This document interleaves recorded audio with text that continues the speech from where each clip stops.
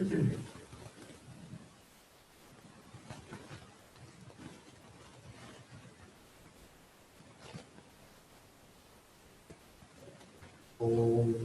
Shruti Smriti Purananam Alayam Karunalayam Namami Bhagavad-padam Shankaram Loka Shankaram Shankaram Shankaracharyam Keshavam Badarayanam Sutra Bhashya Kritau Vande Bhagavantau Punah Punah Ishvaro Gururatmeti Murti Bheda Vibhagine Vyomavatyaptadehaya Dakshinamurtaye Sadashivasamarandham Shankaracharya Madhyamam Asmadacharya Paryantam Vande Guru Paramparam Om Sahana Bhavatu Sahanau Bhunaktu Sah Viryam Karavavahai Tejasvinavadhitamastu ma vidvishavahai. Om Shanti Shanti Shanti.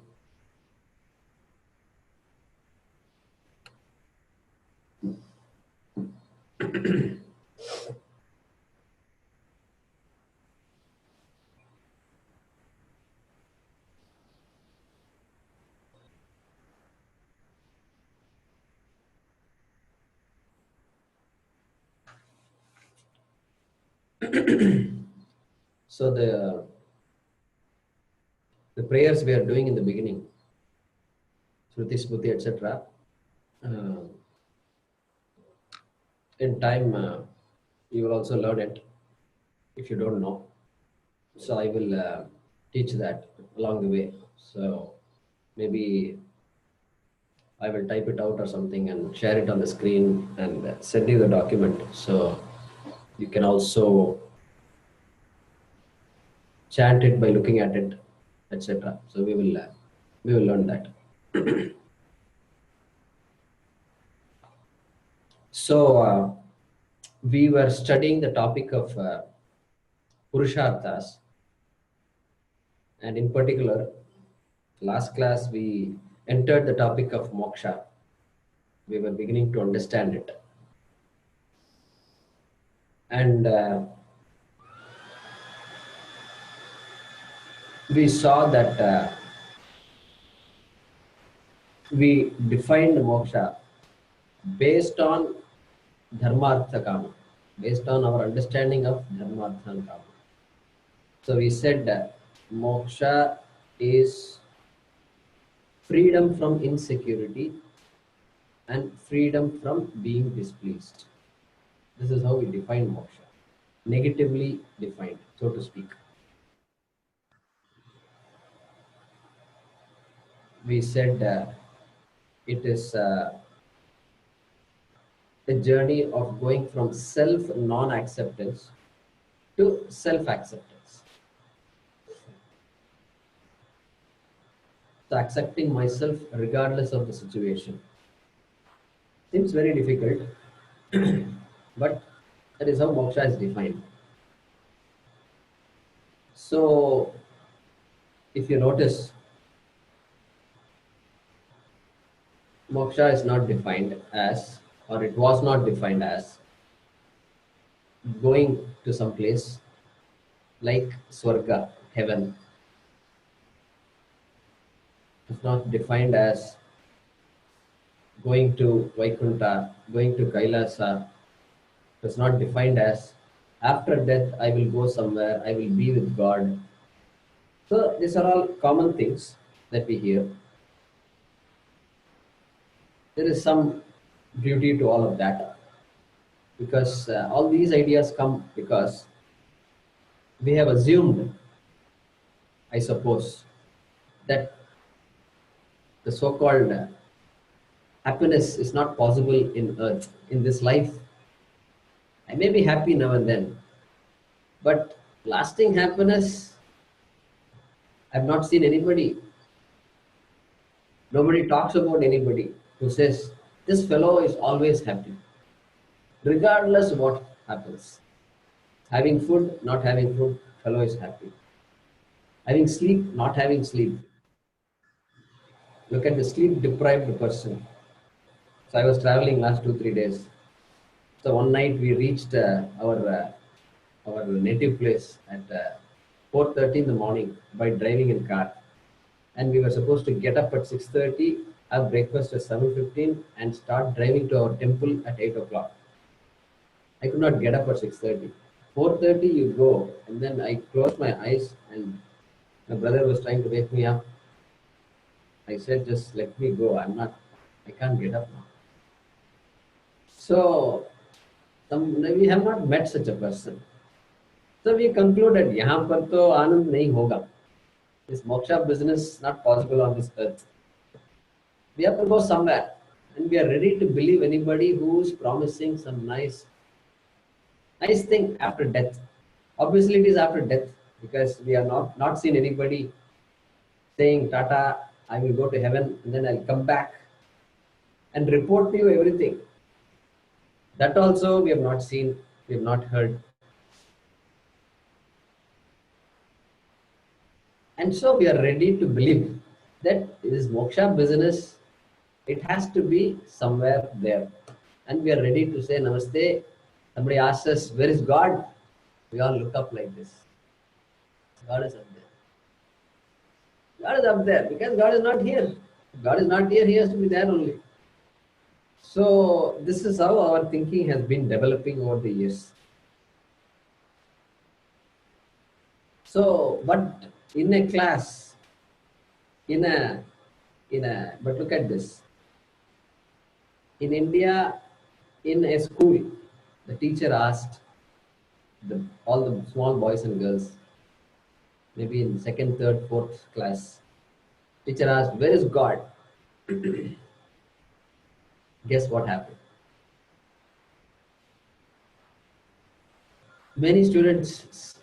Some students said, God is there. Many people lifted their hand like this. And many other people said, they pointed the hand to themselves. God is here. So now you can imagine. So you can imagine how many people who said this got converted to those who are saying God is there. So these are all the ideas we have. And so this Vedanta is a topic which tries to question these kinds of questions. What is this God? What is the relationship between God and myself? And what is this whole creation? All these topics suddenly start coming together. I never asked these questions before, but suddenly these things begin to attract me, because it deals with myself. Deals with the self. The topic is me. It is not something out there. It is not biology. Biology means you have to look at bacteria, this and that, and many other things, life forms, etc. But biology doesn't teach me how did this life start. Biology may talk a lot about my body and bacteria and biological functions of the body, but it has no answers to the question, who am I? You can't go to a biologist, the world's topmost biologist, attending a conference, speaking at a world conference of biologists, annual world conference. You can't ask him, Professor, I have a question. Who am I? If you ask him, he will just look at you like this. He will say, if he's honest, he will say, I'm not the right person. So, Advaita is that journey. And we covered the topic of moksha last class, got briefly introduced to that, and where we didn't talk anything about heaven, etc. But moksha defined negatively based on our understanding of artha, kama, and dharma. So we said freedom from insecurity, freedom from being displeased. We need to understand more. We also said freedom from seeking itself. Perhaps freedom from seeking itself is moksha. We don't know. And we said in any moment of joy, whether it is a late night comedy show that you're looking at, a lot of people like to do that. Shut down everything, 9:30, 10 o'clock. This late night comedy is a purely American phenomenon. I learned it when I went to US. Everybody is studying, everybody is looking at, hey, David Letterman, David Letterman. Those days, Johnny Carson was very popular. Yeah, every season, every 5 years, it changes. David Letterman is still there. He must be a pretty old man now, but he is still rocking. So late night show, because I've done so many things during the day, office work, stress, so many things are going on. Family is there. 10 o'clock, children are asleep, and I can afford to spend half an hour. Just turn on the mind, turn on the TV, and then this late night show starts, and I'm just smiling away, laughing away. So with all the stress and all the problems, how I can laugh? But I know that I can laugh, I can enjoy half an hour, and during that time, there is an absence of seeking. So sometimes here, moksha in Advaita is defined as absence from seeking itself.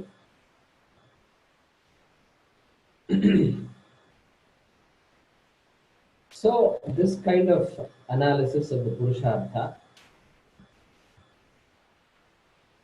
was done, and we said the type of problem we are looking at is of the type which is different from the normal types of problems where the solution is outside, the problem is inside. So we said perhaps this is a different one. What I am seeking is perhaps what I already am. I'm seeking for moksha outside, and perhaps that is a wrong approach. So these are the kinds of insights we got from the last class. And we also said that that idea, that kind of search that I'm used to in life, never will give me lasting security or pleasure. And perhaps since my nature itself can be this moksha, then knowledge perhaps is the only solution to my problem. And so we got a little introduction to the fact that moksha is based on knowing a fact that I don't know. And moksha is not based on a belief in something. Moksha is not based on an attitude. Attitude means what? They say you must have a good attitude towards life, towards anything. Good attitude means something is not going as good as you like, but then you tell yourself, life is not all a bed of roses. Now you have some thorns also. Like that, I must remind myself. And I accept the situation cheerfully. And if possible, they will say, convert an adversity to an opportunity. So these are all good ways to respond to life situations. But we said moksha is not of that category. It is not a belief in something. We will see more about it. So now we have to look at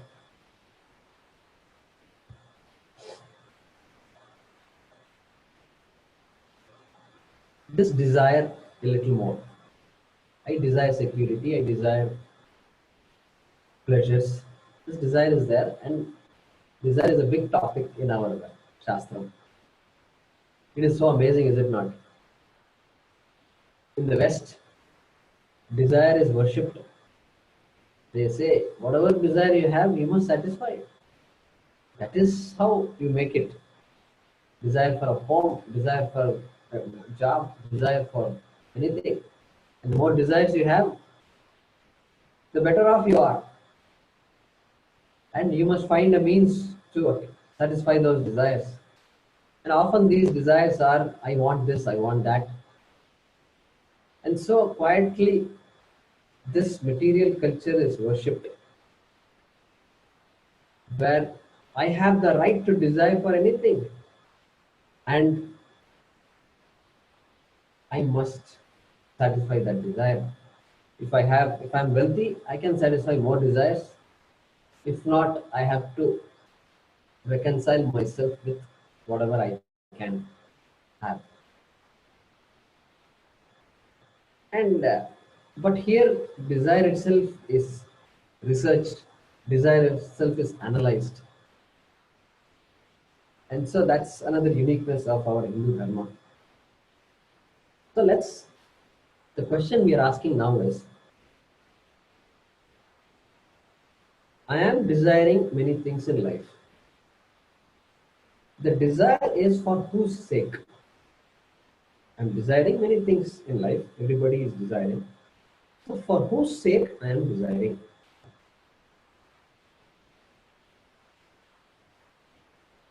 Is there a purpose behind any desire?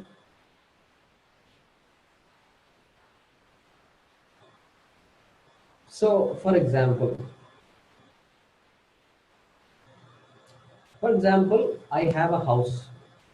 I'm renting this apartment. I have a house, let's say, and I'm happy with this house. I am not looking for another house. I'm not looking to for a house to stay because I already have a house to stay. I have a computer. It works. I have no desire for a computer. I have pens. I have a red color pen, blue color pen. I have a pencil. Everything works. I don't have a desire to buy a pen because everything works, and it will. I think it will work for a few more weeks. So no desire for a pen. So when I know I have something,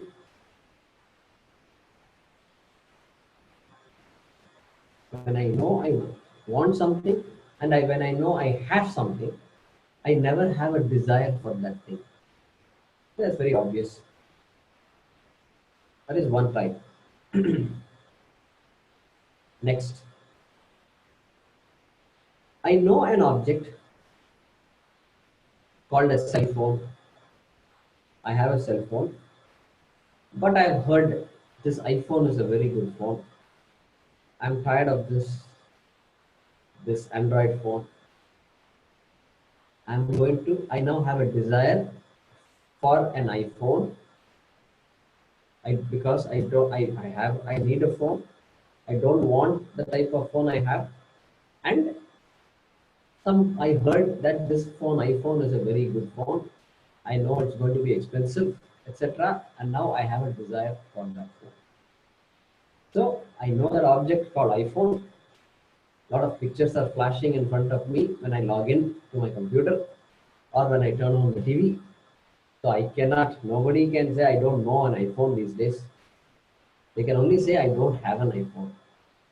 Or they can say I don't have a desire for that iPhone, but I can now have a desire for this object which I know what it is about. Because some of my friends also have it, and now I have a desire to have this iPhone. Good. So this is second observation, which is that a known object can create a desire in me. Can create a desire in me.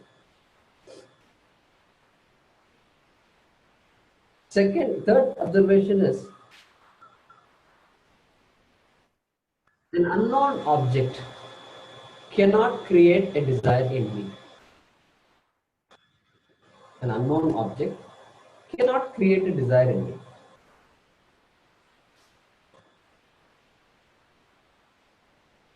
Which Swamiji gives this example, and I want to share that same example. Suppose I say,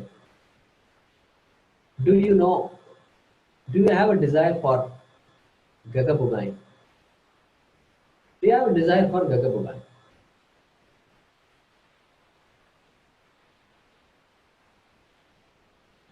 Now, what can you say? You can't say, no, I don't have a desire. You will now give me a benefit of doubt. Because you respect the person who speaks, and you will say, you'll give a benefit of doubt. You will say, Jayakumar ji cannot ask a question without a purpose. And so maybe I did not hear properly. So can you say, Jayakumar ji, can you repeat it once again? That's what you will say. That's called giving me benefit of doubt. You won't say no. You will say, you will give me a benefit of doubt. Maybe I didn't hear properly. All these things are going on. Can you repeat it? Then I'm going to repeat it now. Do you have a desire for Gaga Bugai? I make it very clear. Gaga Bugai.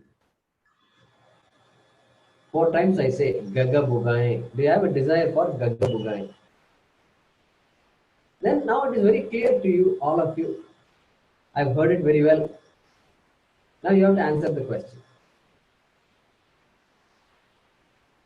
No desire for Gaga Bugai. Why? Because I don't know this object called Gaga Bugai. Is it a drink? So I say, it tastes very well. You've not had this? Even in America, you've not had it? America, the land of plenty? No. I've not had it. You have to tell me more. Explain to me, Jayakumarji, what Gagabugai is. Then I will tell you if I tasted it, if I have it, if I like it. All that I can answer. No problem. So, an unknown object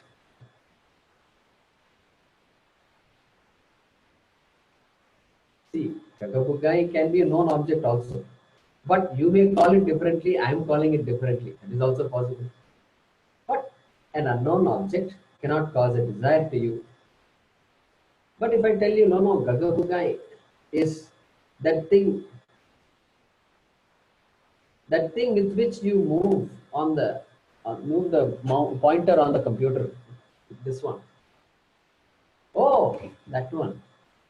Yeah, that is so important in my life. 8 hours of the day I am holding it. And if that doesn't work, I cannot, my life doesn't proceed. Yeah. I worship it. Before I start the day, I just do this to all these Gagabugais. I do this Namaste, Namaskar and everything, and then I start my day. Yeah, so now you've given me an answer. But if the object is not there is no object called Gagabugai, then it is impossible for that object to create a like or a dislike in you. Okay, that is another observation. Then we can make another observation. There are many things we know in this world. There are many people we know in this world. All known objects, do they create a desire in me? That also doesn't happen. All known objects don't create a desire in me. We ask the children, hey, how many planets are there? The child has just come back from school. Yes, our teacher taught me this. Sun, Mercury, Venus, Earth, Mars, Pluto. So I know so many planets. But when I hear Pluto, It doesn't create any big desire in me. It doesn't it doesn't create a desire. I must fly to Pluto. That desire I don't have. No desire, no object, no desire. Even at home, there are many known objects. Some objects are desired by my wife or husband or my children. I don't have a desire for it. Sweets are there. The same two. There are two children at home. One child loves sweets. The other child says, "Mom, take it away from me. Don't show it to me also." So same father, same mother, brother, sister. One person likes, other person doesn't like. Same object, known object. All known objects do not create a desire in me. Definitely many known things like migraine headache. Nobody says I like migraine. Nobody gets up in the morning and says, I've had a great day. For so many days, I've not visited the doctor in the last so many months. I wish I wish I have a migraine headache today. Nobody says that. I know scorpions. I know all these objects. Nobody says I love to have a scorpion at home. So many known objects are there. They don't create a desire in me. Whether the object is dangerous to humans in general or not, they don't create a desire in me. If I'm bored, no bald person can be attracted by a shampoo advertisement. No desire. Shampoo is well known. All these beautiful images they show in TV. I don't know why they show women always. Hey, men also need shampoo. Why you always show ladies? Okay, some masala hai wahan par. So no desire. Bald person, no attraction possible. He can't look at somebody in that advertisement and say, "Oh, she looks good, so I'm going to use shampoo." He can't say that also. So no desire for shampoo. So all known objects also don't create a desire in me. And of course, another observation we can make: I may like something at some time, and after some time I lose my fancy for that object. As children, we all liked so many toys. A child, not how a child cannot like a balloon. And I went to a function 2 days ago, and a birthday party. They had invited me, so all decorated with balloons, and children were all playing with balloons. I didn't see any men or women playing with balloons. Why? Because they have grown out of the desire for balloons. At one time, I was also like that. Now I don't look at a balloon and say, "Wow, oh, so many balloons. Wow, this is amazing." I didn't see anybody saying that. Neither did I have that kind of a response. But I grew out of that desire. And even the child, at the end of the function, everybody's leaving. And the balloons were being taken out. And one child burst the balloon somehow. He poked it with the finger. And some other child saw that, and I saw it. And it went and hit the balloon, and the balloon burst. See, interesting psychology. In the beginning of the function, no child was bursting balloons. But at the end of the function, they realized we're all leaving this place. We can't carry all these balloons home. And so let's just burst it off. Just another fun. So look at this desire, how it works. It is so interesting to watch all this. So these observations we make about desire gives an idea that perhaps no object has that capacity to create a like or a dislike in me. And perhaps there is something in me that I need to look at. So there is a purpose. Perhaps it is for my sake alone that I desire. I cannot desire a mouse for the sake of the mouse. The mouse doesn't care whether I like it or not, don't like it, whether I buy it or don't buy it from the store. I look at all these things in the store and then I spend half an hour and then I leave without buying anything. Nobody complains except the owner of these objects. He or she may be disappointed. Especially in India, you go to a cloth store, saris, or you can buy a pant piece or a shirt piece, and they will just throw all these things like this. So nice to see on the table, like this. Next sari, they'll throw like this. Just keep on doing this. They'll keep on doing this, and it's also nice to see. And finally, after 15 minutes, 20 minutes, you say, "No, I don't like any of this," and you walk away. Sometimes I feel a little guilty. It's been a long time since I did it, but I feel a bit guilty. You make this fellow, he has to now fold all these things and put it back. I used to wonder, what kind of a job this is. So nobody, the objects don't complain. Look at this sari doesn't say, look at me, I showed myself, and now you are just leaving me like this. No, no such problem. So for anybody's sake, I don't have a desire. But somebody says, no, Jayakumarji, that's not right.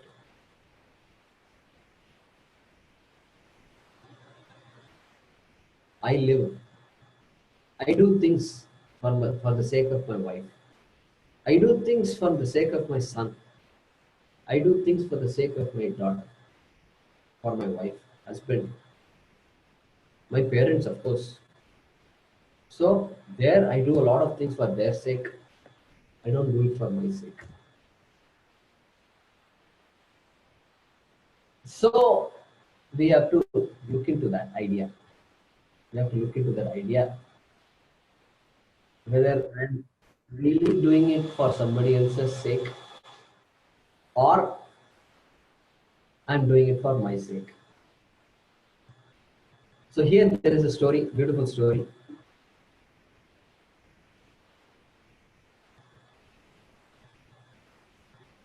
There is a king.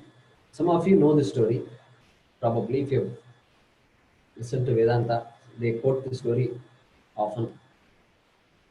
There is a king, his name is Yajnavalkya. Yajnavalkya. Not in the recent, 1,000 years. This is quoted by the Upanishads, so it must be many thousands of years old. And they say he had two wives, Katyayani and Maitreyi. He had two wives, Katyayani and Maitreyi. And very happy king. Happy kingdom, people are happy, everybody is happy. So one fine day, he comes, he tells his wives, hey Katyayani, Maitreyi, I have decided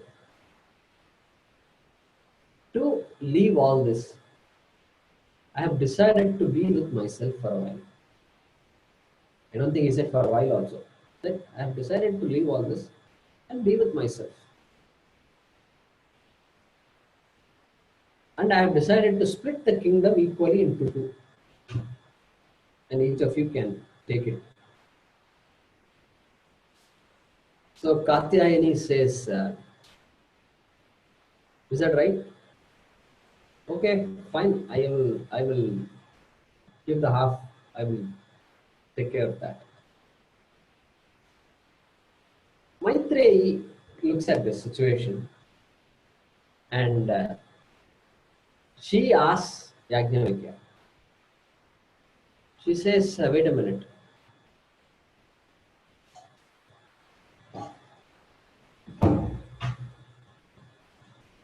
Says, wait a minute. You are saying that you're going to give up this entire kingdom? you have a huge kingdom. The size, nobody can measure the size of this kingdom, extending from this end of the earth to that end. You have no rivals. If you have many rivals and you're constantly fighting, okay, I can understand. I'm tired of this stuff. No rivals. People are all happy. Not like some countries where there's famine all the time. There's no water, there's no food. People are dying. Not like that. People are happy. Family is happy. Children are happy. It's not like, oh, these two wives, I made a big mistake. I didn't realize even one wife is hard to deal with. I now have two wives, two problems. Not that problem also. Both wives are happy. No complaints from the wives. Nothing.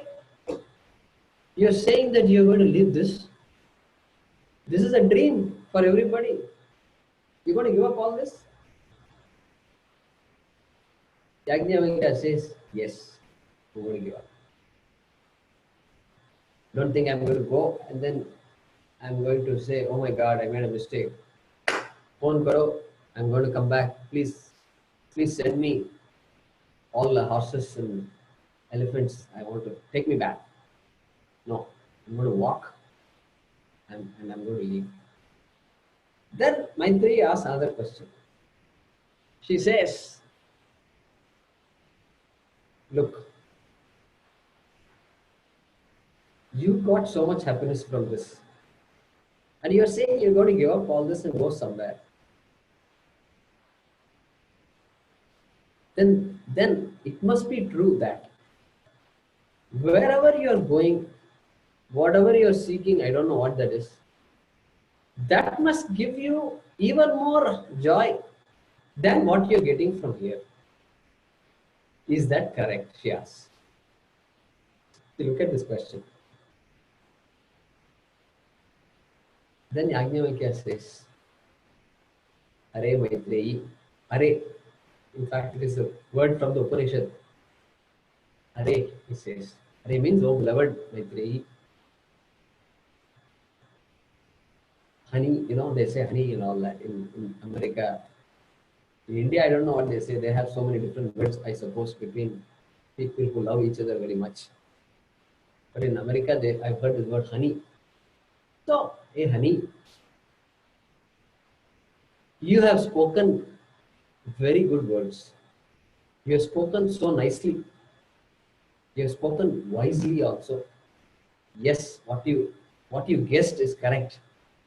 What I am going after is no less than what I have now.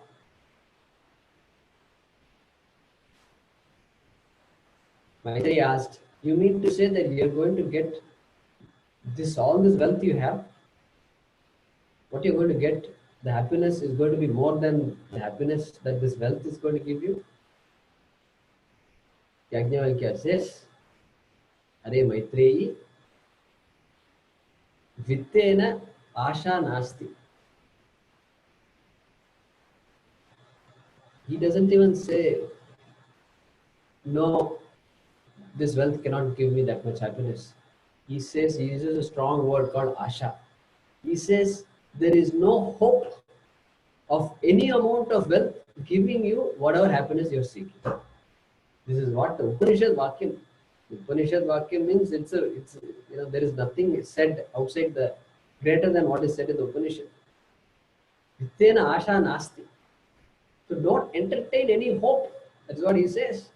This king who is supposed to inspire people and who is supposed to create more kings, and this fellow says like this. So then she asks him, is that true? She doesn't give up. She says, okay, tell me what this is. Tell me more. You teach me what this is all about. This is what she says.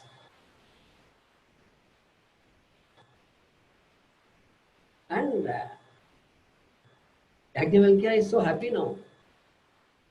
He didn't say, look ladies, I have something wonderful to tell you. Listen. No, he didn't say all that. He says, I'm walking off. So now she asks him, you please teach me. So that's another way of the Upanishad to tell us that this knowledge can be obtained only when you ask for it. You can't, people won't knock on your door and say, see, I know Vedanta. I've, I know a lot of things that you must know. Please study, please learn on this. Nobody says that. Only the Jehovah's Witness will knock on your door. He says, I know something, I have some good news. I have some good news, they say. Good news? Acha? I've been waiting for some good news. What is that? I have some good news. So that fellow can say all this nonsense. I have good news and this and that. The story continues.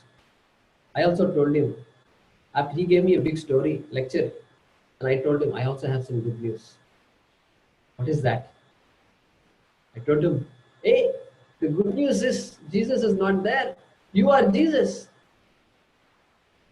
This fellow ran away from this house. He says, my God, I can't deal with this fellow. So we all need to learn all these things. These days, we need to get a little smarter. So, good news. So, this Upanishad is saying that this knowledge cannot be given like this good news business. Knowledge can happen only when there is a desire for this knowledge for that person. And so this Guru Shishya Parampara and all is there. So Maitri asked for this knowledge very clearly. She said, she is not vague. She has already asked some questions showing that she has understood that there is something. She has understood the finite nature of everything she has. All people are there around her, ready. Hey, if she says 10 people will come running, she knows that all this is okay, good, great, I'm blessed to have all this. But there is something more than that. She knows it. So now she's ready to ask and she's ready to learn. So Yajnavalkya is teaching her. And he starts.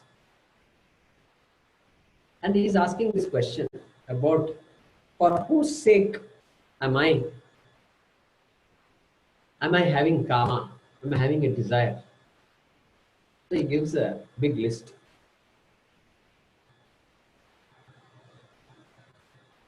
He asks, hey, you love your husband, do you? Yes, I love my husband. For whose sake do you love the husband? Do you love your husband for the husband's sake? Or do you love the husband for your own sake? He says, Nava are vittasya kama, nava are patyuh kamaya patih priyam bhavati. He says, no, you don't love the husband for the sake of the husband. You love the husband because loving the husband makes you happy. I love my husband because he makes me happy. This is what simple statement he makes. Navare patih kamaya patih priyam bhavati. Atmanastu kamaya patih priyo bhavati. He says. Atmanastu kamaya. For the sake of myself, I love my wife. I love my husband. Then he gives the next statement. Navare jayaya kamaya jaya priya bhavati. Jaya means wife. I don't love my wife for the sake of my wife. I love my wife for my own sake. Atmanastu kamaya jaya priya bhavati. Okay, husband and wife have been covered. And he keeps going. You love all this wealth, you say? This kingdom? This vast kingdom that you talked about? Which goes from this end, from Uzbekistan all the way to Indonesia, it goes. That kingdom, you say you love? All this real estate, this real estate, today nobody can match that kind of real estate you have. For whose sake do you love this real estate? Nava are vittasya kamaya vittam priyam bhavati. This wealth You don't love for the sake of the wealth. Atmanastu kamaya vittam priyam bhavati. You love the wealth because the wealth pleases you. Like this, he gives a big list. Navare Chatrasya Kamaya Chatram Priyam Bhavati. Atmanastu Kamaya Chatram Priyam Bhavati. Chatram means king. So I say we have a great prime minister, we have a great president. Never in history have we seen this kind of a prime minister. I love him. So I say, I don't love him for his own sake, I love him for my sake. Atmanastu Kamaya Chatram Priyam Bhavati. He goes a big list. It is very obvious now. If I say I love my wife or my husband, then why do I go to the court, both of us go to the court sometime, ready to file the papers? What happened? Obviously now, I fail to please her and she fails to please me. That is why we are ready to go separate, go our own ways. So now it is very obvious that it is not enough. Just a wife cannot please me, a husband cannot please me. That is dynamic. And so, as long as I am pleased, I love that thing that pleases me. Finally, at the end, Yajnavalkya says, Atmanastu kamaya sarvam priyam bhavati. Everything in this world, you say, I like it. If you say, dash, like it. I like this, fill up the blanks. Sarvam priyam bhavati atmanastu kamaya. For my own sake, I like whoever I like. I love whoever I love. So, very bold statement.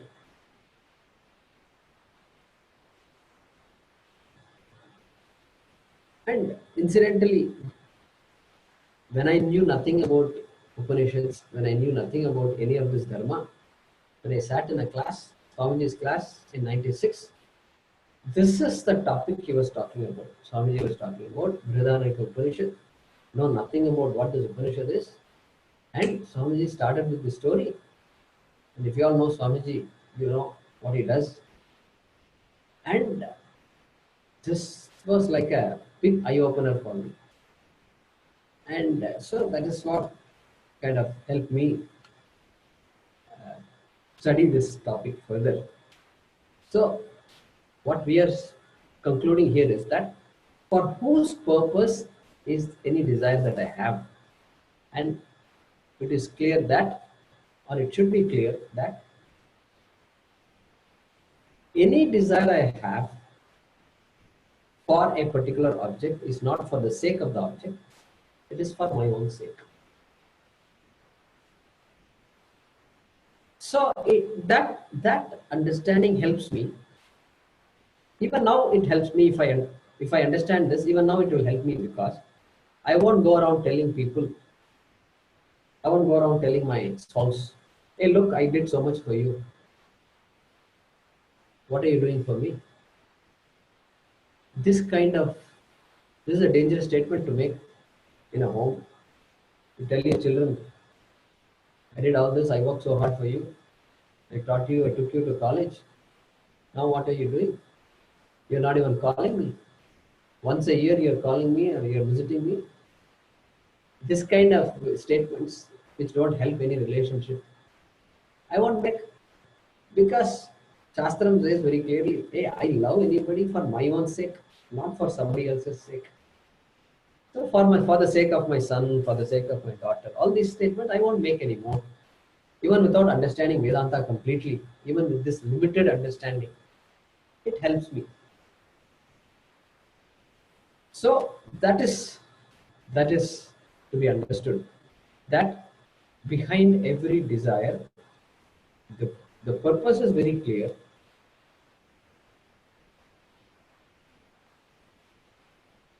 The end game is me. Whatever I'm doing for my sake only. If I say I'm doing a lot of seva to people, to young people, to poor people, I'm teaching so many things. If I say, Mister, I'm teaching so many things because that is what makes me happy. That is all we can say. That is the correct statement, objective statement. I'm sacrificing my life for other people. All these funny ideas we don't say anymore. That is not true because it is not true anymore. On the surface, it looks like that. But reality is, I do what I love to do. That is a good statement to make. I do what I love to do is a great statement to make. And we leave it at that. So, so we have learned that moksha is defined in a negative way: freedom from insecurity, freedom from being displeased. Then we talked a little bit about this idea of desire, and desire being centered on myself. I am the I am the center of this world of likes and dislikes that I've created. I am the center of this world. Everything happens for my sake, or I make sure things happen for my sake. Outside the house, I do the same thing. Inside the house, I do the same thing. And okay, the more we do for other people, others, it's better. That's why family life is a great thing. That is the first time I begin to actually give up a lot of things. I give up sleep for the sake of my children. All that comes out. So that is good. That is good. But in Vedanta, we are analyzing even that and saying that every desire has a purpose, and the purpose is the self. Elsewhere, the Shastram says,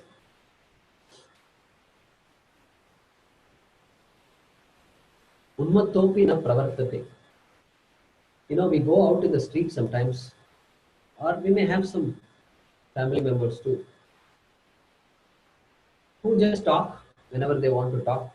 In the street, they will just, he's talking and he's laughing at himself. Yeah, I'm quite a guy in there. He keep on talking continuously. Sometimes you can understand what he says, sometimes you can't understand what he says. But he's smiling, he's laughing. He walks, he crosses the road. Then again he looks at people and he laughs. He looks at up and he says something. It looks as though there is no purpose in what he does. Absolutely no purpose. Why would anybody go in the street and keep on laughing? Keep on talking to themselves? Why? The Shastram says, even that fellow, whatever he says, whatever he does not say, there is a purpose behind it. And Atmanastu Kamaya eva, he does whatever he does. Even that person. So we want to appreciate here that Atmanastu Kamaya Sarvam Priyam Bhavati. Whatever I say I love, it is for my sake. And by the same token, if I say I don't like these things, if I say I don't like mosquitoes, so far nobody has told me I love mosquitoes. If I say I don't like mosquitoes, I mean, in India you must see, of course US also, the amount of time we spend keeping all the windows either closed or this net lawn, they say, net lawn. Net lawn must be working properly. Doors are there, doors must be either closed or we must have this jali door, net lawn door must be there. There is no house without these things these days. So I hate mosquitoes. But when I say I hate mosquitoes, we must understand that mosquitoes don't please me. They hurt me. Therefore, I hate mosquitoes. Otherwise, a child doesn't know what a mosquito is. A child doesn't know what a rat is. A child doesn't know what a cockroach is. A child may look at a cockroach and it will look at mom. Because the child doesn't know this stuff. It knows so many things. It knows milk, it knows apple, it knows sweets, it knows all these things. It knows all these toys. But for the first time, it is seeing a cockroach. and it doesn't know how to respond. It doesn't know how to respond. So it safely looks. It looks for mom. Looks at mom. What to do? How should I respond? No words are said, but that's what it's looking for. If the mom says, "Oh, come on, let's go," and lifts the baby, then the baby learns. Oh, if I see a mosquito, I must run away. So this is how we all, this fear complex and all, we learn like this only. Until, see, look at the child didn't run away and all that. It is looking at somebody to see how I should respond to this. Because it's going running away, it's going like this, cockroaches. I go to the cockroach, cockroach runs this way. So I can't even catch it, and it's also new to me. Or if the mother says, okay, baby, come, just come here, and deals with the cockroach in a very mature way, then the child also will learn that kind of response. It won't panic. Otherwise, panic. Every time something new happens, panic ho jata hai. But. So this child is also learning from the mother and from the father. Or the mother says, "Oh my God, call daddy." So, "Oh my God, call daddy" means the child learns this. Oh, I see. If these kinds of problems happen, we have to call somebody bigger. And dad comes. Dad comes and he says, "Arey baap re baap, police ko bulao." Call the police. If he says call 911, then the child definitely, now it is clear to the child, this is a risky situation. Cockroach means you have to run for your life. So look at everything the child learns is all coming from there. Upar se aata hai sab. So, so that's why this parenting is such a great thing and such an important thing actually for the child. So many things the child learns comes from the parents. For the child, parents are gods. That's it. Whatever they say is satyam. However they respond is the way to respond. So having good parents is a big blessing. And so we will stop here now. Atmanastu kamaya sarvam priyam bhavati. For my sake alone, I like anything I like. And for my sake alone, I can say I dislike something or I hate something, etc. All these statements are centered on myself. So we'll stop with that.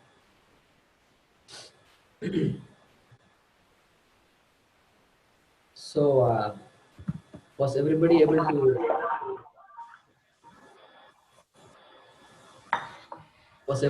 to hear everything properly? Yes. Yes. Okay. So I've actually unmuted everything. I think that's creating a record.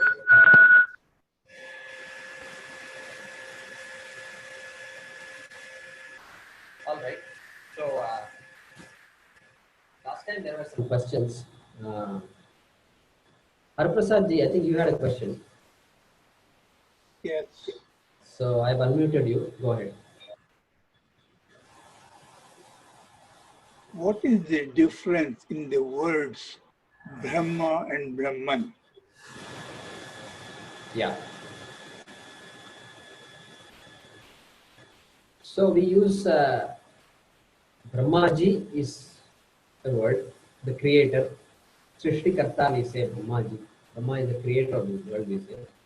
That is one Brahma. Then we use this word Brahman and Brahma. For this topic we are studying, Brahma Tattvam, Atma Tattvam, what is the truth of this world?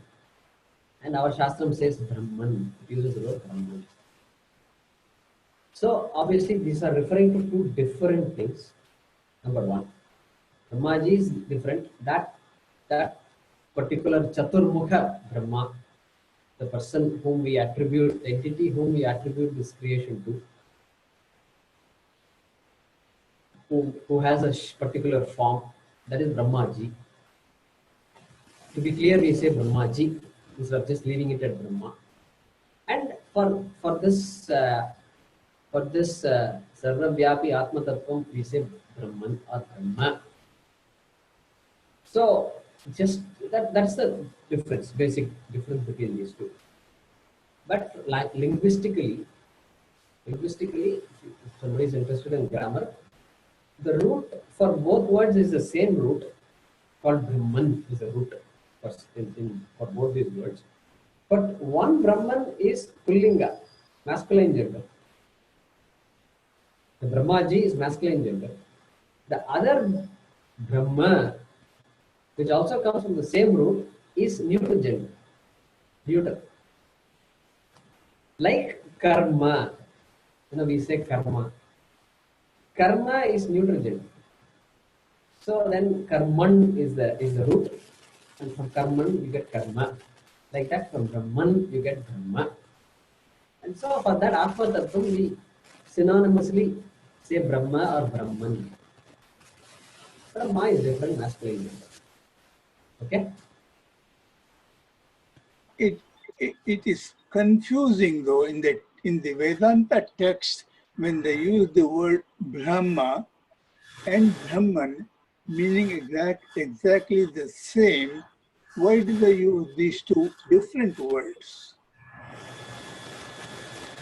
Yeah, so in Vedanta, generally when we say Brahma, I think we can safely say it does not mean Brahmaji. Oh, it's Okay. not. How about you? When they say Parabrahma, it is referring to Brahman. Yeah, Parabrahman, Brahman, Brahma, all these words are synonymous. There is no need to, especially in Vedanta, if you say the context of Vedanta, it means the same entity. It doesn't refer to anything other than Atma.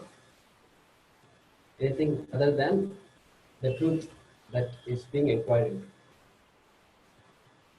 So I would say, Haraprasadji, there should be no reason for confusion if the topic is Vedanta.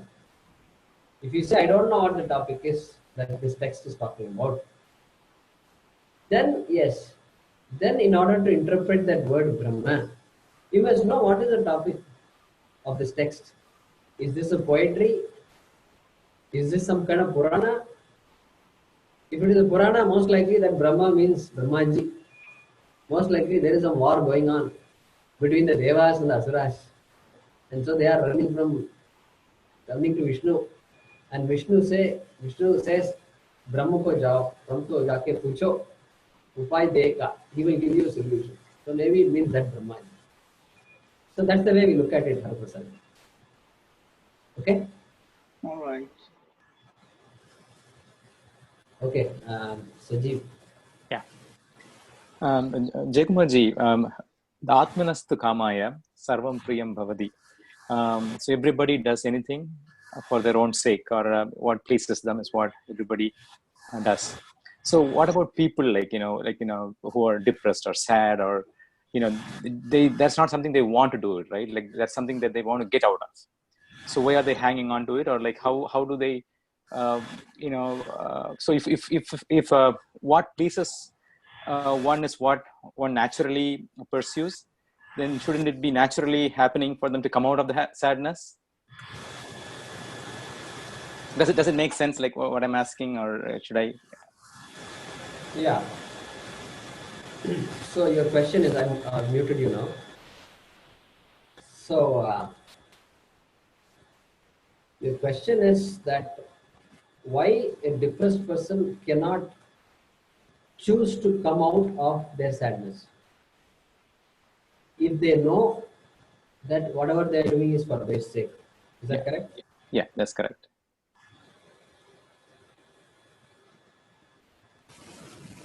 See,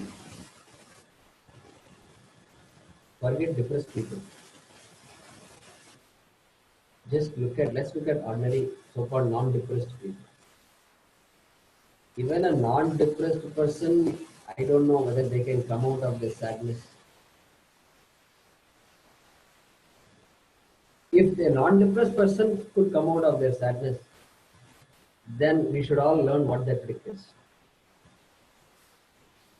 So this coming out of sadness,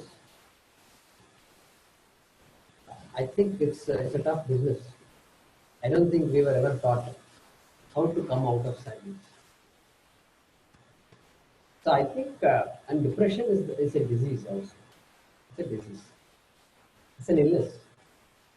So it has various ways to we have various ways to deal with depression depending on the source of depression. But and therefore we don't. In fact, a depressed person needs a lot more help than an average person. I can be sad. You all can be sad. We all have been sad. Sometimes the sadness seems to linger for a long time. And so, how come that person who is quote unquote not clinically depressed, how come that person becomes sad? So I think, see, these emotions that are there, anger, jealousy, sadness, these are all emotions which victimize us. You look at anger.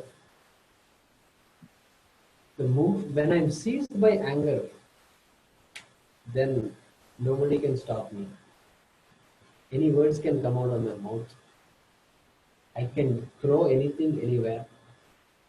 Anything can happen. Why will a person throw an object at home at their loved one? Why? Because this buddhi is gone. Anger has taken over me.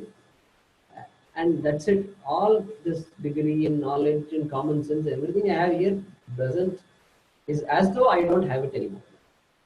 So even these emotions like anger and all that, I don't seem to have a say over. So depression and all is an element, and that's an entirely different thing. And so maybe you can ask the question in a different way. Yeah. Just can I?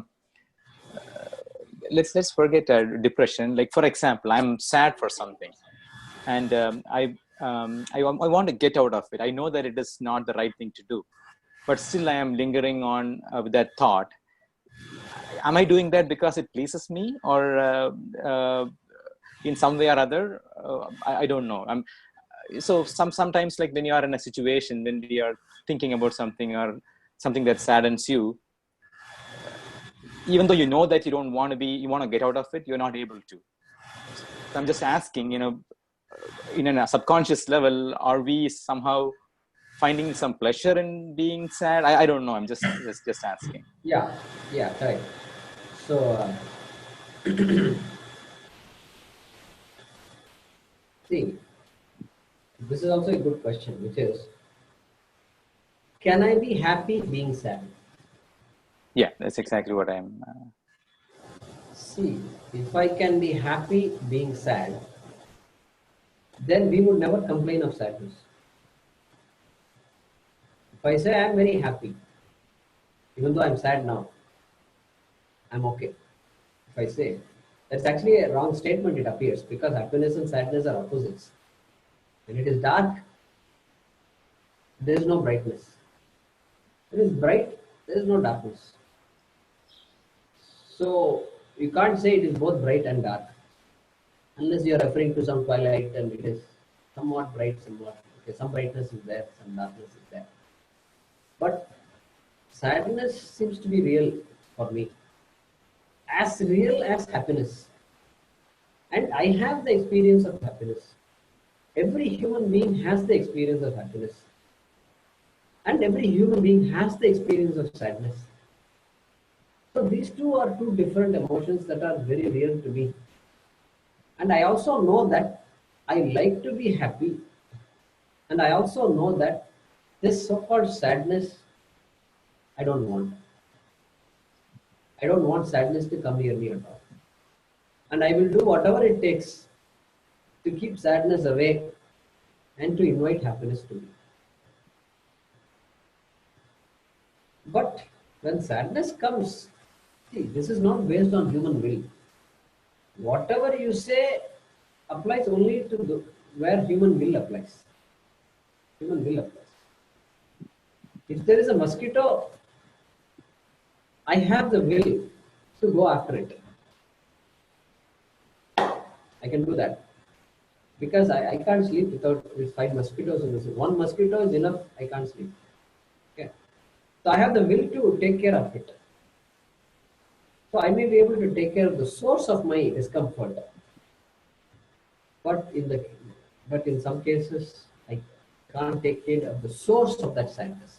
Sadness itself cannot be removed unless I remove the source of the sadness. And so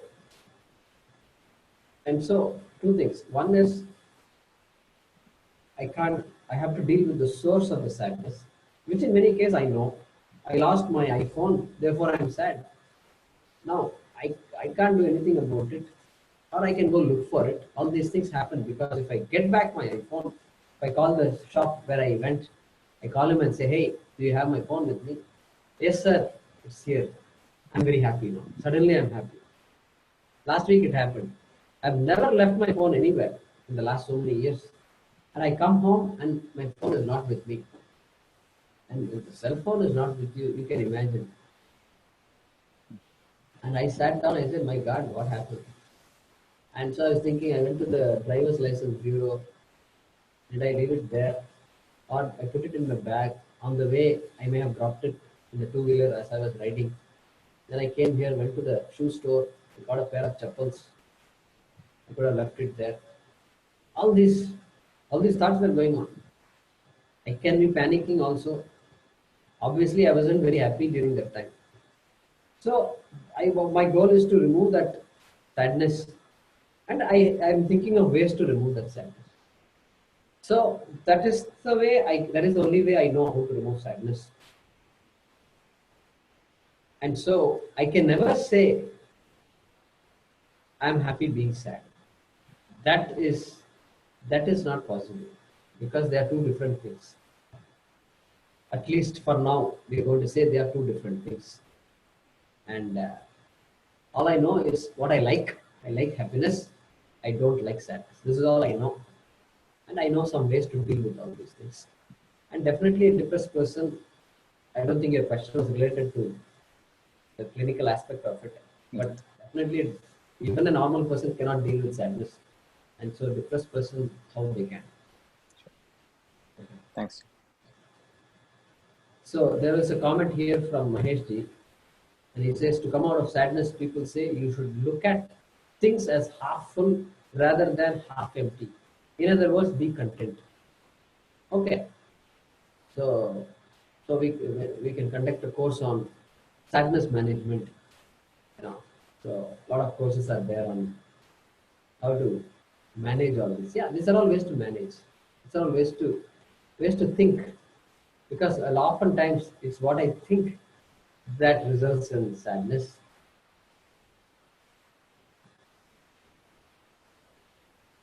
I went to the temple yesterday, I think. Yesterday I was at the temple. When I came out, my bag, a small bag I had with 10,000 rupees, was gone. It was gone, period. And I searched for it. I went inside, I crowded. There's no place. I told some people, hey, can you move a little bit? Did you find a black pouch? All that I said. And they moved a little bit. There's no place to move also. So I tried something for 5 minutes. And then I came out. We have to go other places and all that. I don't have all the time to sit for it. And I told myself, this Vaidiswaran, this Shiva, told me, hey Jayakumar, it's been 3 years since you returned from America. You have not bothered to visit me even once. So I'm going to make sure you remember me all your life. This is why I told myself, and I told others also the same. And I moved on. So attitude, I suppose Mahesh ji is saying attitude. Yeah, so attitude. I don't know what happened, what is behind this, why did they take all this analysis I can do. And I can worry. Fortunately I can, it's not like the sky has fallen down. Or I can keep on worrying about it. 10,000 rupees, 10,000 rupees, 10,000 rupees, 10,000 rupees, 10,000 rupees. And I can keep on worrying about it also. So yeah, sometimes attitude helps a lot. In fact, attitude is so important for us. And once we have that attitude, then Vedanta becomes even easier for us. If we don't have that attitude, then all these statements Vedanta makes, you know what it says? Your nature is Ananda, it says. How I am going to understand that? My nature is Ananda means what? Then why am I sad? I will ask. Next question from the student is going to be, why am I sad? Okay, so usko to kaisa bol sakenge? What kind of answer can we give? So we have to say, at some point we have to say, this sadness is as though, happiness also is as though. We have to come to that point. So for that I must be relatively able to manage my sadness. Relatively I must be mature enough to say, you know what, this sadness, I am taking it too seriously.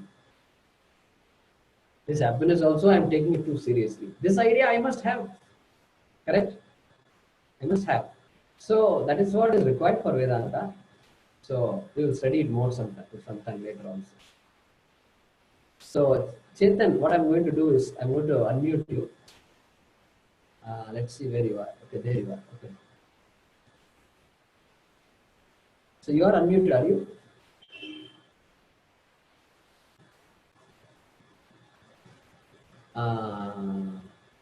I don't see an option to mute or unmute you. I don't know why.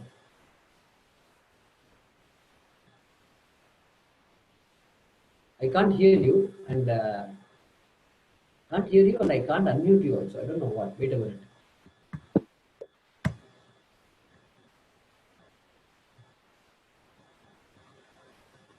Yeah, you know what? It's amazing. We can't hear you, and man, you must have a fancy computer. Ah, there you go. Okay. Now I will unmute you. Okay, now I unmuted you. Whatever you did, just remember that. Yes. Sorry, this is the first time I'm attending it. I just couldn't do it. I've been traveling quite a bit, but happy to be here. Thank you. Good to see you. Yeah. So go ahead and ask your question, James. So the question is that I think the other gentleman was asking the questions. I kind of interpreted differently. The question here is more about we sometimes perform things which we are not necessarily happy about. But it could be because of some duties. It could be because that is what we are required to do it. And so my question is that, does it always mean that we move towards the path of happiness, or we change our attitude, or we change our mindset towards what makes us happy? Okay. So, even though sometimes we see people doing things that are detrimental to themselves, to others, that a mature person will say, no, don't do this. Children are there, often we say, don't run, don't cross the road. You know, like this, you just pull the child. All these things we have seen. And sometimes adult bodies, there are children also. We have seen all that. So yeah, so we seem to see people doing things which aren't going to get them what they want, get them happiness. Of course, there is suicide, which, how can suicide bring me happiness? All these things we see. So, but one thing is there. Despite all these observations, no human being can say, I don't want happiness. What we can say is, this person is confused. This person doesn't know. What is the result of drinking alcohol every day? Hard liquor. This person doesn't know. He thinks he's happy. He thinks, hey, that is the only time I'm happy, my dear. What are you saying? You're taking away that period of happiness from me? He says. You will try to argue with me if I say something like that. So he's obviously looking for a happiness. He's not looking for sadness. The fellow who commits suicide, okay, this can be probably the worst extreme example of all. Hey, how come there is suicides happening? Very clear. It's actually very clear that even this person wants happiness. Because he says, I know of no way to get rid of this sorrow. I know of no way. I've tried every means. and I have given up. The only means I know to get rid of the sorrow is to get rid of my life. Okay? That's that person's thinking. So even that person wants happiness only. And by putting an end to this life of sorrow, so even that person wants happiness. So no human being can say, I don't want happiness. And perhaps we can say we are kind of stuck. We are trapped in certain ways of thinking. We are trapped in our own ways. We are all limited in our knowledge. So there are certain things we know how to do well. And if those don't help us, we try some other things. And after a point, some of us are trapped. Depression. Depression is a sense of trap. I'm vulnerable and I'm helpless. And then depression. Then nobody else is there to help me. More depression.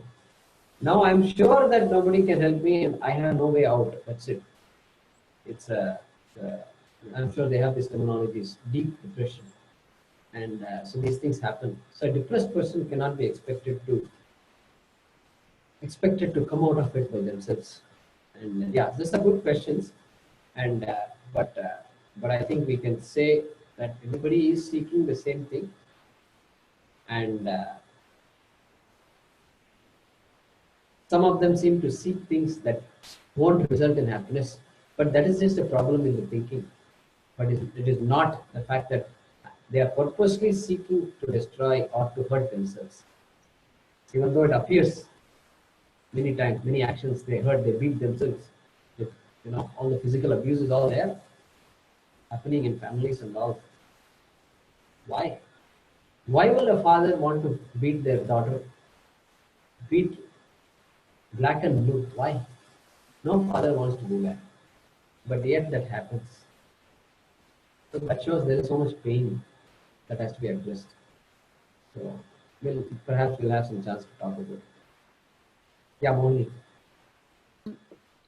I think happiness also sometimes the way we were talking about situations is we look at short-term happiness. It might make somebody feel happy for short term, but it is detrimental to that person in long term. But at that time, that person doesn't understand that. For that temporary time, like alcoholism, or even for it is escapism. It's a form of escapism. They think that they will be happy, and they might be for a short time, but eventually, in a long term, it doesn't work out. Correct. Definitely. So we are very, very familiar with that. And, and sometimes, even when we are sure, some people what they'll do is they will ask somebody who's mature, somebody who's gone through life and say, this is what I'm thinking of doing. I'm thinking of starting this business. What do you think? They will say, because even though the person knows very qualified, he has the right qualifications to run a business, we never know, in my situation, should I start a business now or not? Somebody who knows, sometimes we'll go to our Swamiji and say, Swamiji, I want to give up my job and start a business. And right or wrong? No depression issue, nothing, right? This is just a simple question. I like to start a business. And so we don't know. That person is mature enough to say, hey, I can start a business, but it is anybody's guess how long this business will last. And so is it for me and all? Good questions are there. So yeah, and yes. I agree with the fact that depression is, the major depression that we talk about is a chemical imbalance. That you cannot classify it as, like, some of the causes of depression are secondary, where suppose somebody dies and they go into depression, or somebody has lost a job and they go into depression. Those things, they can come out easily on their own if they want to, and it takes time. Sometimes it might not, they might need help too. But the major depression that we talk about in medical community is where they do have chemical imbalance. They need treatment and they need psychotherapy and a lot of assistance from the community and the family as a whole. Absolutely. Very big topic. Okay, Sundarji, I think.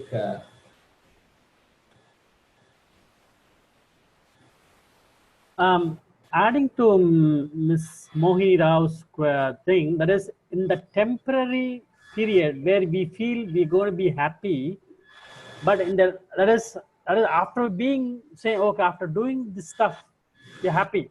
Then after finishing that, then we say, oh my God, why did I do it? I'm unhappy now. That is the law. We know that it's bad, but we do it in that kshanam, and the kshanathala you're doing stuff. How do you avoid that? That's what I think Ms. Mohira was saying, that in that small period, you say, let's do it. Then after doing it, then you feel, oh my God, why did I do it? How do you avoid that? How do you avoid that? It's $1 million question, Sundar. If I knew that, I would be giving corporate talks on this and that and make some money out of it. So yeah, so that's why we have our life we lead in culture, and we try to bring invoke our ancestors, what they learned, and parenting is there, and somehow value-driven life helps, I suppose, in all these things. How can a person say, move away from instant gratification to something bigger? For that person's vision has to be big. Vision has to be so big that I am not just attracted by things and I don't fall for things. So yeah, that's I suppose that's a big topic in itself. But here what we are saying is Vedanta, of course, will help. Once the person is mature enough, then Vedanta will take us all the way, no stopping. So, okay, so Mahesh ji is saying one should respond rather than react. Take a moment to think what you are about to do, etc. Yeah, so there are ways to manage all that. Responding versus reaction, versus reacting, etc. So I don't want to get into that because that's a big topic, and so we want to do one more thing here. Any people new like Chetan and Mahesh, I think they have not introduced themselves. The first class we spent a lot of time. We went around and introduced each other. So let's Mahesh, if you can hear us, can you introduce yourself briefly? Yeah, sure. Thank you, Jayakumar ji. My name is Mahesh Subramaniam. I am from Houston. I came to know Jayakumar through a Sanskrit class in Houston in Chandra's and Hema's house. I think that's where I came to meet. And when he was with Lyndale, we met a couple of times in downtown. So yeah, a few times I met him, and then after he moved to Ohio, I believe, right? He moved to Ohio, and I lost kind of touch. I am an oil and gas engineer. I've been with in Houston for the last 28 years. I learned Sanskrit in school, so that's where my interest is. And then I don't know anything about Vedanta or any other thing. So when this information came, I thought it was a good opportunity for me to understand. Thanks, Mahesh. Good to see you. It's been a long time. I think at least 10+ years since we met or we saw each other. Yeah, I think it was 2011 or something. Okay. Yeah, in 10 or 11, something like that. during lunch. Yeah. At the tunnel or something like that. All right. Nice to have you. So, Chetan, a good friend Chetan has joined after a long time. We've seen him. Yes, namaste. I'm Chetan. I'm also from Houston now. Moved in Houston 5 years ago. I lived in New Jersey for many years before that. I have a wife and 2 kids, and both of them are in college now. Been actually going to Swamiji's ashram since last 15, 20 years now. Lately, I haven't been going a whole lot because I moved to Houston now. And I got introduced to Jayakumar ji with Swami P in one of the places where in ashram we met, and then certainly got connected in Houston for a very short time. Tattvabodha. Pratyaganda Moja ji, yeah. And I certainly am not expert in any of these things. I don't know Vedanta a whole lot, but certainly do follow certain books and try to read as much as possible. So happy to join you folks. Cool. Good to see you. And Chetan, I think some of this is going to be basic for you. You've been listening somehow. You've been in touch with it for a long time. So as I told class initially, that the first few classes before we get into this text, it's going to be an introduction to Vedanta, because there are many in the class who have absolutely no exposure. So we will build this gradually, and sure. With Sanjeev and all that, many of you have studied Vedanta for many years. So just a caution that it's going to be basic for a while until everybody gets on the same page. Thank you. Anybody else who has not introduced themselves? Okay, good. Yeah, Kedarnath. Hi, Jayakumar ji. Yeah. This is Kedarnath Shastri. I work in Pune as a software engineer. So I'm basically from Karnataka, Bidar. So I'm been here for more than 7 years in Pune. So my exposure to Vedanta is from my childhood, because being born in a Orthodox family, so being exposed to the Vedanta from my childhood. My great grandfather was a Sanskrit scholar, and also fortunate enough to get exposed to the Advaita Vedanta as well, with the Advaita Vedanta. So got to know you from my Facebook friend Nitin Sridhar. He has shared the thing that you're going to conduct the Tattvabodha class. So I registered there. Wanted to learn systematically, because I don't have the systematic learning on the Vedanta, just introduction to all those concepts. Thank you. Yeah. Very nice. So, so have you been living in Pune, born and brought up in Pune, or how is it? I was born in Hyderabad, brought up in Karnataka, that is Bidar, and working in Pune. Okay. Oh, yeah, working in Pune. So you are from a traditional Kannadiga family, or how is it? I'm a traditional Marathi family. Marathi family. Okay. So finally, you're back in the state where they speak your mother tongue. Yeah. Nice. Okay. I think Prasad did not. Yeah, Jayakumar, sorry. Well, I am Prasad Gurujala. I live in Houston. And Prasad, we can't see you. Oh, is it? Yeah. Okay, now we can see. Can you see now? Yeah. Yes. So it's good that there are many Houstonians. I live in Houston. I've been here for the last 18 years in Houston, and I met Jayakumar ji incidentally in one of the Sanskrit class only. It was back in 2006 or 7, around that time. And since then, we have been working together on many projects in Houston. We still work on different projects here. I'm actually a ERP consultant working here in IT industry. And regarding Vedanta, yes, I got interested in this, I can say mostly after associating with Jayakumar ji mostly. And we had Gita classes here running for a long time till he left US. Even though he was in Columbus, Ohio, we still continued, but when he left US, that's when he could not carry on the Gita classes, but we are doing here with assistance from him. Also that we have an organization here through which we do a lot of service, particularly with respect to serving the nation, India. And Vedanta, yes, I listened to a lot of, I actually attended with Pratik Bodhananda Swamiji when he visited Houston. He carried the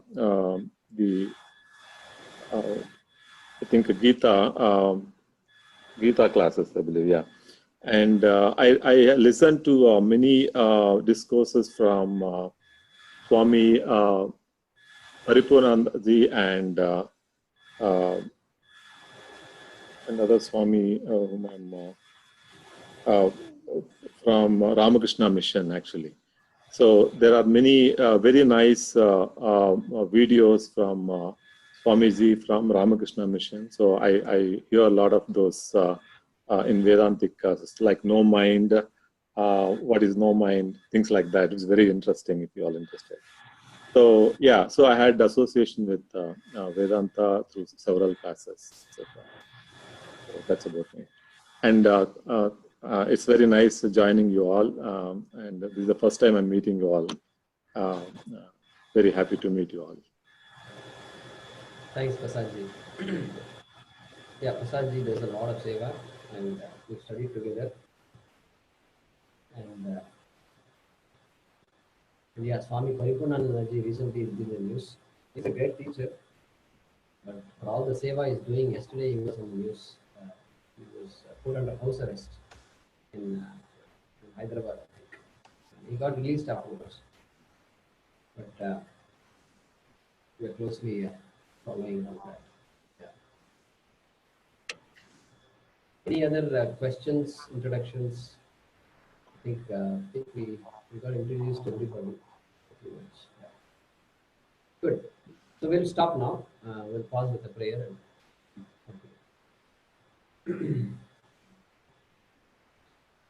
Om Swasti Prajabhyah Paripalayamtam Nyayena Margena Mahisha Gobhammanebhyah Shubhamastu Nityam Lokas Samastas Sukhino Bhavantu Kale Varshatu Parjanyah Prithvi Sasyashalini Deshoyam Shobharahitah Brahmanas Santu Nirbhayaः Om Sarve Bhavantu Sukhinah Sarve Santu Niramayaः Sarve Bhadrani Pashyantu Ma Kaschit Dukkhabhagavate Asato Ma Gamaya Tamaso Ma Jyotirgamaya Mrityorma Mritangamaya Om Purnamadah Purnamidam Purnat Purnamudachyate Purnasya Purnamadaya Purnamevavashishyate